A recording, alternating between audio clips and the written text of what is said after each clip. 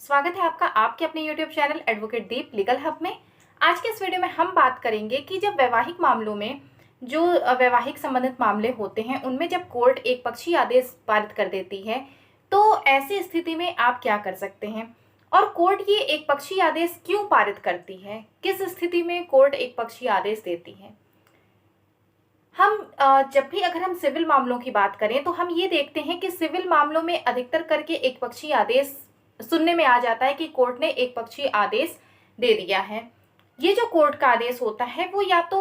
निर्णय हो सकता है या डिक्री हो सकता है, मतलब या तो कोर्ट निर्णय दे सकती है एक पक्षीय या तो डिक्री पारित कर सकती है। वैवाहिक मामलों की अगर हम बात करते हैं तो वैवाहिक संबंधित मामलों में जो डिस्प्यूट होते हैं वो अधिकतर करके भरण पोषण से संबंधित होते हैं, तलाक के मामलों से होते हैं और साथ ही में बच्चे की कस्टडी से अभिरक्षा से संबंधित मामले होते हैं। इन मामलों में कभी कभी ऐसी स्थिति आती है कि कोर्ट केवल एक पक्षीय निर्णय दे देती है या एक पक्षीय डिक्री पारित कर देती है। ऐसा कोर्ट करती क्यों है, इसके बारे में पहले हम जान लेते हैं। उसके बाद में हम ये जानेंगे कि अगर कोर्ट ने आपके किसी मामले में एक पक्षीय आदेश जारी कर दिया है, एक पक्षीय आदेश दे दिया है, तो ऐसे में आप क्या कर सकते हैं, किस धारा के अंतर्गत आपके पास प्रावधान इसमें दिए गए हैं। कोर्ट जब भी पक्षकार को कोई भी मामले होते हैं तो उनमें पक्षकार को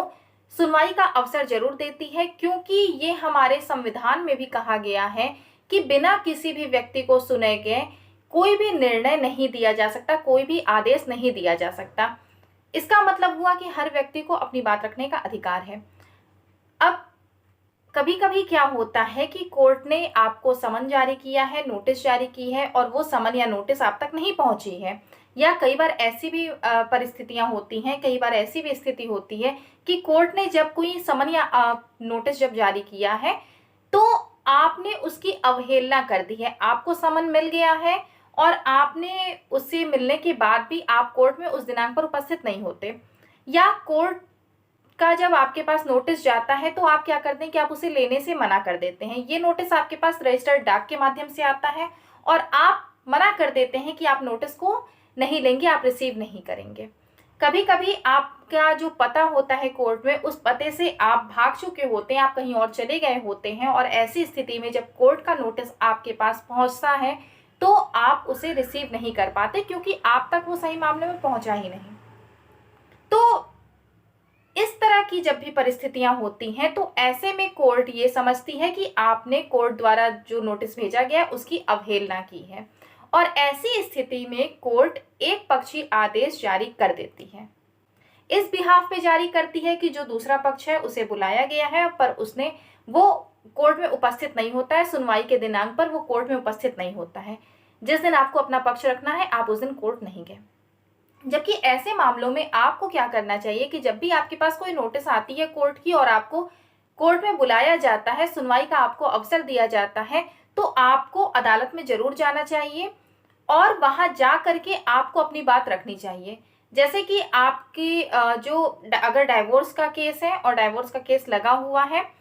उसके लिए आपके पास आता है नोटिस, आपको उपस्थित होना है, आप उस दिनांक पर आप जाइए कोर्ट में, जाए वहां पर जा करके आप अपनी बात को रखिए कि डाइवोर्स के जो ग्राउंड्स दिए गए हैं उसमें कि जिन आधार पर तलाक की मांग की जा रही है वो सभी जो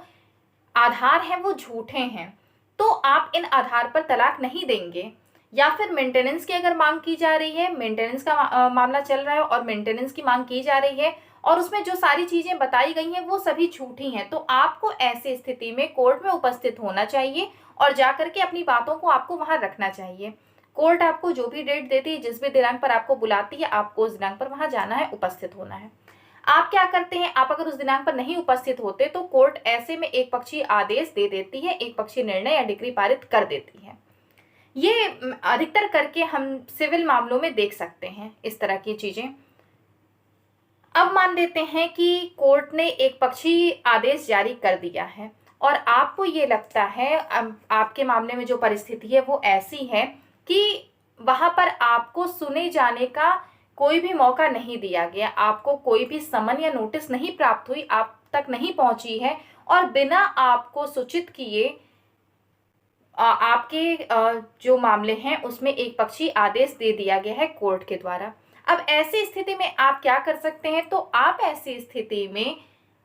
उच्च न्यायालय में, जो भी संबंधित उच्च न्यायालय है, वहां पर आप अपील कर सकते हैं। इस बात की अपील कर सकते हैं कि आपको बिना सुने ही कोर्ट ने एक पक्षी आदेश जारी कर दिया है। अब ये जो आप अपील है वो आप किस धारा के अंतर्गत कर सकते हैं? तो वो आप कर सकते हैं हिंदू मैरिज एक्ट, हिंदू विवाह अधिनियम की धारा 28, जो कि परिवार न्यायालय द्वारा दिए जाने वाले निर्णय के विरुद्ध अपील का प्रावधान करती है कि एक पक्षी आदेश पारित कर दिया गया है, अब आपको अपील करनी है, तो आप इस धारा के अंतर्गत अपील कर सकते हैं। ये जो आप अपील करेंगे वो उसमें आधार आप क्या रखेंगे? तो उसमें आधार आप इस बात का रखेंगे कि आपको बिना सुने गए आपके मामले में एक पक्षी आदेश पारित कर दिया गया, मतलब कि आपको सुना नहीं गया है और एक पक्षी आदेश ऐसे मामले में पारित कर दिया गया है। और हमारा जो संविधान है वो ये कहता है कि बिना किसी को सुने गए आप उस मामले में आदेश नहीं दिया जा सकता जब तक कि वो इंसान कोर्ट के समन की, कोर्ट के नोटिस की अवहेलना ना करे। हाँ, ये अलग बात है कि आपको नोटिस भेजी गई लेकिन आपने उसकी अवहेलना कर दी, आपने उसे रिसीव नहीं किया, आपने उसे लेने से मना कर दिया, और या तो आप उस जगह पर नहीं हैं। तो इस तरह की जो परिस्थितियां होती हैं, ऐसे में आप उच्च न्यायालय को इस बात से संतुष्ट नहीं कर सकते कि कोर्ट ने आपको बिना सुने आदेश पारित कर दिया है। आप अपील जब करेंगे तो आप उसमें आधार ये रखेंगे कि आपको सुनवाई का अवसर नहीं दिया गया, आपको सुने जाने का मौका नहीं दिया गया, और ऐसी स्थिति में आपको हाई कोर्ट को ये साबित करना पड़ेगा कि आपको सच में सुना नहीं गया है, आपको तारीख का पता नहीं चला, किस डेट पर सुनवाई थी, आप तक उस चीज की नोटिस नहीं पहुंची। और जब एक बार उच्च न्यायालय इस बात से संतुष्ट हो जाती है कि आप जो आधार बता रहे हैं वो आधार बिल्कुल सही है, तो ऐसे में उच्च न्यायालय अधीनस्थ न्यायालय द्वारा दिए गए आदेश को अपास्त करने का आदेश देती है, और साथ ही फिर से उस मामले में दोबारा से आदेश देती है कि उस मामले को फिर से सुना जाए और उस मामले में फिर से कार्यवाही को फिर प्रारंभ किया जाए। लेकिन इसके लिए ये जरूरी होता है कि आपको उच्च न्यायालय को इस बात के लिए संतुष्ट करना पड़ेगा कि आपने जो आधार बताए हैं कि एक पक्षीय निर्णय जो पारित किया गया है वो बिना आपको सुने गए पारित किया गया है, आपने कोर्ट की नोटिस की अवहेलना नहीं की है, बल्कि बात तो ये है कि आप तक कोई भी नोटिस पहुंची ही नहीं है, और अगर पहुंचती तो आप जरूर वहां पर उपस्थित होते,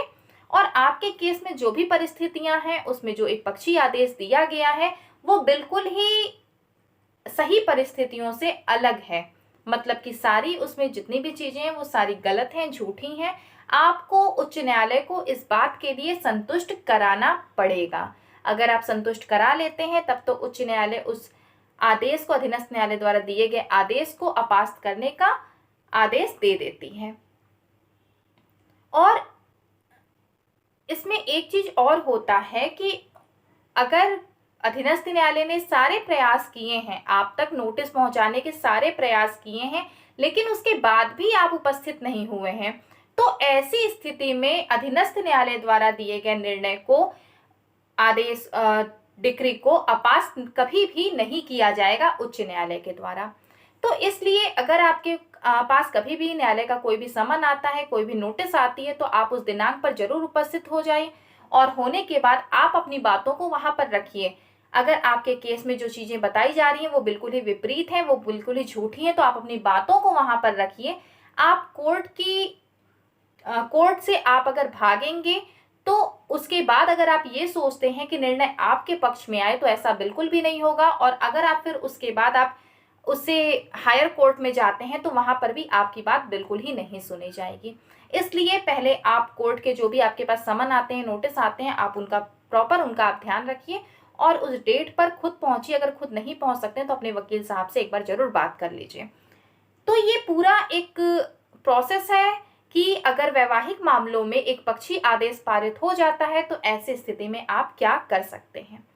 उम्मीद करते हैं कि वीडियो में दी गई जानकारी आपको समझ में आई होगी, पसंद आई होगी। पसंद आई हो तो लाइक करिएगा, शेयर करिएगा, कमेंट करिएगा, और अगर इसके अलावा आपका कोई भी क्वेश्चन है तो आप जरूर से कमेंट बॉक्स में बताइए। किसी दूसरे टॉपिक पर आपको वीडियो चाहिए तो वो भी बताइए। और कई सारे ऐसे वीडियोस थे जो कि रिक्वेस्टेड वीडियोस हैं, जो पेंडिंग में हैं, वो भी आपको जल्द ही बना करके दिए जाएंगे। उस पर भी आपको पूरी नॉलेज दी जाएगी। अगर कुछ ऐसे वीडियोस हैं जिनका आपको तुरंत ही उनके बारे में आपको जानना है, जो आपके रिक्वेस्टेड वीडियोस हैं, अगर आपको उनके बारे में जल्द ही उसके बारे में पूरी नॉलेज चाहिए, तो आप उस पे एक, जब आप अपने टॉपिक को आप जब भी लिखा करिए तो उसके नीचे एक अर्जेंट नोट जरूर डाल दिया करिए। तो उस पर आपको वीडियो जल्द से जल्द ही बना करके दे दिया जाएगा। वीडियो को लास्ट तक देखने के लिए बहुत बहुत धन्यवाद।